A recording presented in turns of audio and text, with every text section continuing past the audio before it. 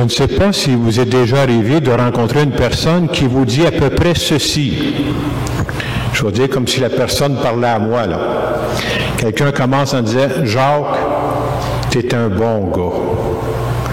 Tu fais bien les choses, mais... » Vous comprendrez que le mot important dans la phrase, c'est « mais ».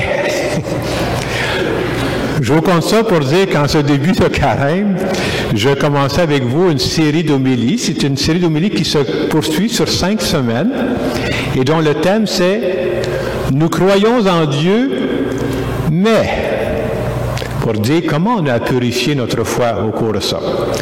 Alors, en cette première semaine, premier dimanche du carême, le thème c'est que nous croyons en Dieu, mais nous avons difficulté à croire que Dieu nous aime personnellement et gratuitement. En ce début de carême, je trouve que c'est important de se rappeler c'est quoi les bases de notre foi. Quand on est chrétien, nous autres, à quoi on croit? Ben d'abord, si on est ici, si on est chrétien, d'abord c'est parce qu'on croit en Dieu. Mais plus précisément, on croit même aussi au Fils de Dieu, Jésus, qui est venu sur terre, qui a vécu humain comme nous autres. On croit qu'il a donné sa vie par amour pour nous autres, qui est mort sur une croix. On croit que son Père l'a ressuscité, que Jésus est monté au ciel, qu'il nous a envoyé l'Esprit Saint qu'on a à l'intérieur de nous pour nous guider. Et non seulement nous croyons en Dieu, mais nous autres, nous croyons en un Dieu personnel. Ça veut dire que moi, je peux parler à Dieu n'importe quand. Ça veut dire que nous croyons que Dieu nous connaît personnellement et qu'il s'intéresse à nous. Et en ce dimanche où on entend le récit des tentations, je dirais que notre plus grande tentation à nous, les chrétiens, c'est de croire en Dieu, mais que ça demeure un vœu pieux. C'est dans les nuages, là. Ça ne nous concerne pas. Alors que croire en Dieu, c'est beaucoup plus précis que ça, là. C'est de croire que Dieu nous accompagne dans tout ce que nous avons à vivre. Dieu s'intéresse à notre vie. Et je dirais qu'un des grands défis que nous avons, c'est de faire la différence en dire, nous disons que nous croyons en Dieu, mais parfois dans notre façon de vivre, nous l'oublions. C'est-à-dire que nous croyons en Dieu, mais c'est comme s'il y a des aspects de notre vie, je ne parle jamais de ça à Dieu. C'est comme je dis, je crois en Dieu, il s'intéresse à toute ma vie, mais mon travail, je ne parle jamais de ça. Mes finances, je ne parle jamais de ça. Ce qui se passe avec mes amis, je ne parle jamais de ça. Est-ce qu'il est Dieu dans ma vie ou il est juste dans certains aspects de ma vie? Donc, croire en Dieu, c'est de croire que toute ma vie l'intéresse. Et pendant cette période de carême, justement, ce qu'on veut, c'est rebooster notre vie spirituelle. Et pour moi, c'est ça le défi qui nous est proposé en ce début de carême, de croire en ce Dieu personnel. Vous savez, il y a une compagnie d'assurance il y a plusieurs années, il y en a peut-être qui se souviennent de ça, ça s'appelle Allstate. Ils faisaient de la publicité, puis on voyait 2 mains là, qui étaient ouvertes comme ça, qu'on disait « Vous êtes entre bonnes mains avec Allstate ». Et nous autres, au début du carême, qu'est-ce qu'on veut dire? Nous sommes entre bonnes mains, entre les mains de Dieu. Pourquoi? Parce que Dieu, quand on est entre les mains de Dieu, on est en sécurité et pour tout le temps. L'image qui me venait, vous avez sûrement déjà vu ça, peut-être que vous l'avez déjà fait, vous autres. On prend des parents puis qui prennent un enfant dans leurs mains, là, puis le lancent dans les airs comme ça, là, puis ils le rattrapent, là. Au début, le petit enfant, il a peur, là. Ça ne l'intéresse pas, là, il a peur de ça. Puis tranquillement, quand il le fait, son père dit « Laisse, sois sans crainte, je vais te rattraper, là. Je te laisserai pas tomber, là. » Et tranquillement, l'enfant va commencer à avoir confiance. Il le fait une fois, il le fait 2 fois, et tranquillement, il développe la confiance, là. C'est tellement vrai qu'après ça, quand il a commencé, là, il veut le faire. Puis il veut le refaire souvent, tellement qu'à un moment donné, il faut dire hey, « basta, là, c'est assez, là. On ne fera pas ça le reste de la journée. Hein. » C'est une image que je vous donne pour dire sauter dans les mains de Dieu, ça veut dire quoi? C'est lui faire confiance. Et souvent, nous autres aussi, comme le petit enfant, au début, là, on est craintif. Ça peut prendre du temps avant qu'on saute. Ça peut prendre du temps avant qu'on lui fasse confiance. Et je dirais que la confiance, ça se développe dans le temps. Et au début, il faut faire confiance à Dieu. Commençons par des sujets légers. Je ne commencerai pas par le sort de toute ma vie.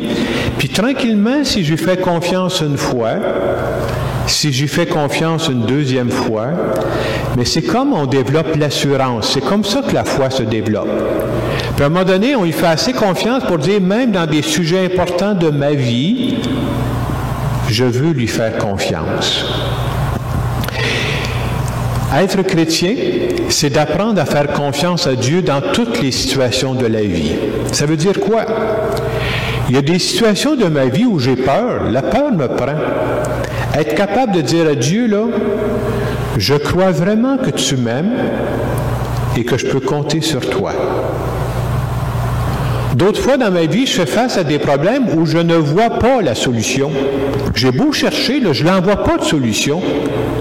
Faire croire à Dieu, c'est d'être capable de lui dire dans ces circonstances-là aussi, « Seigneur, je crois vraiment que tu m'aimes et que je peux compter sur toi. »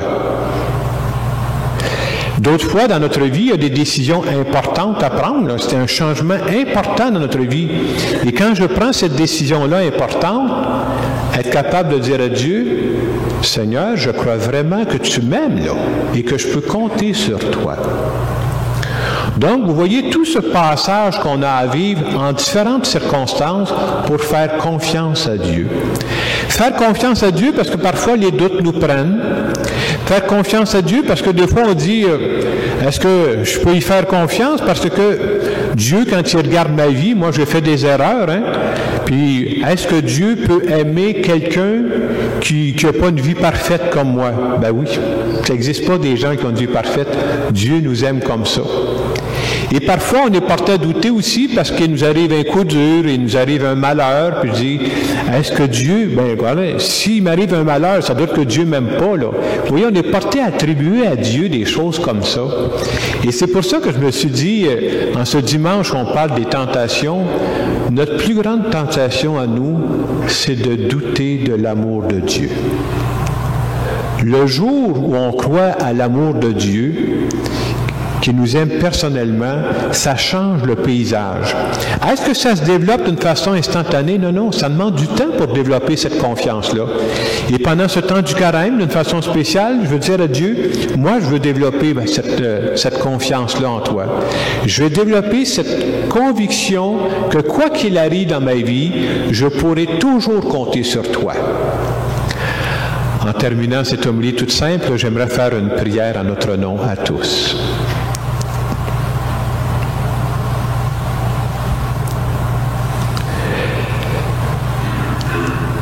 Seigneur Jésus, je veux te dire que je veux développer cette confiance que tu m'aimes et que je peux compter sur toi. Je veux que tu fasses de plus en plus partie de ma vie.